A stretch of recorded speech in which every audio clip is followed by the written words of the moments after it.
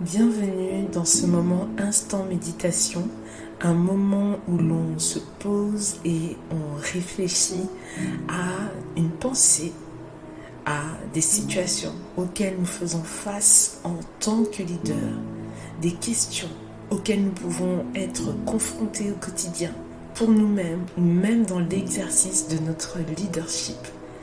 Alors, je t'invite à écouter la pensée qui suit et à me faire part dans les commentaires de la réflexion qu'elle a suscitée en toi. À tout de suite, de l'autre côté.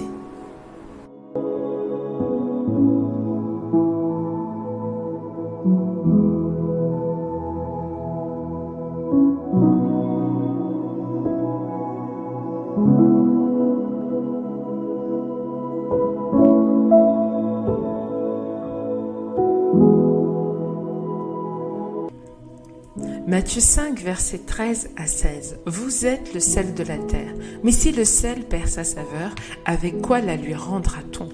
Il ne sert plus qu'à être jeté dehors et foulé aux pieds par les hommes. Vous êtes la lumière du monde. Une ville située sur une montagne ne peut être cachée. Et on n'allume pas une lampe pour la mettre sous le boisseau, mais on la met sur le chandelier et elle éclaire tous ceux qui sont dans la maison. Ta personne, ton être, doivent apporter quelque chose de plus aux autres. Et j'aime ce verset parce qu'on peut l'appliquer au leadership et voir deux manières de manifester son leadership. Deux façons dont on voit le leadership que tu as à l'intérieur de toi.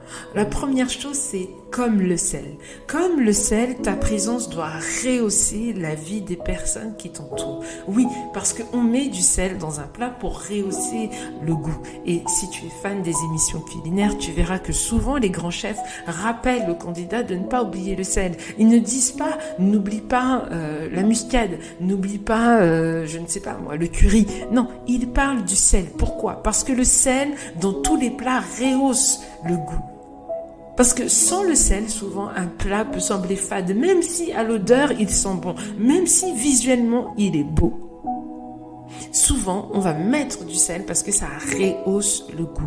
Et c'est la même chose pour toi. Toi, ta personne doit apporter un plus, non négligeable dans la vie de ceux qui te côtoient. Et si tu te places de l'autre côté du spectre, tu verras que il y a des personnes dans ta vie qui apporte réellement un plus, qui rehausse ta vie, qui apporte de la saveur dans ta vie. Et quand tu penses à ces personnes-là, quand tu penses à l'apport de leur présence dans ta vie, tu vois que quand même il y a quelque chose de plus. Et c'est exactement la même chose pour toi. Le deuxième aspect du leadership, c'est la lumière. C'est-à-dire que en tant que lumière, tu es appelé à éclairer les gens. Tu ne fais pas que les assister dans leur vie, mais ta présence dans leur vie dissipe une partie des ténèbres qui sont en eux.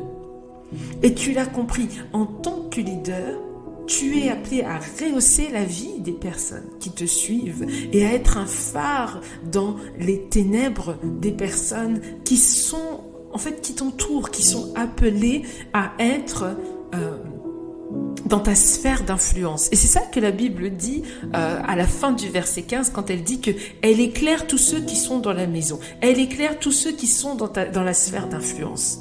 D'accord? Tu éclaires toutes les personnes qui sont dans ta sphère d'influence.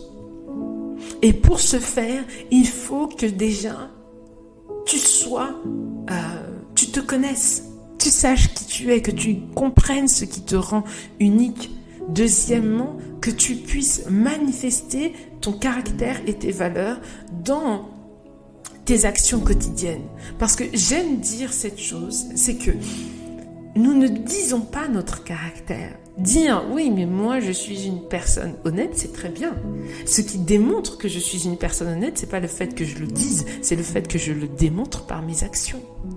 Dire que je suis une personne qui aime la vérité, c'est très bien. Mais je démontre mon amour de la vérité à travers mes actions. Dire je suis une personne bienveillante, c'est super. Mais je démontre ma bienveillance à travers mes actions quotidiennes. Et tu l'as compris.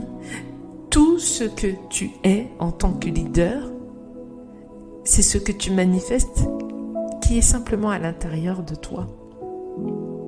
Tu n'es pas une lumière parce que tu fais la lumière, parce que tu éclaires. Non, tu es une lumière parce que tu es. Et tu éclaires les autres. Tu fais l'action d'éclairer les autres parce que tu sais que tu es une lumière.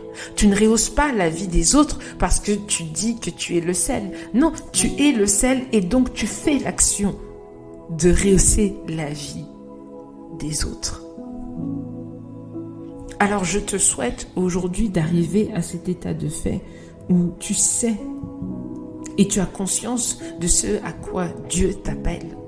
Il t'appelle à rehausser la vie des autres par la saveur que tu leur apportes. Il t'appelle à éclairer les personnes de ta sphère d'influence parce que tu as conscience que tu es une lumière dans ce monde.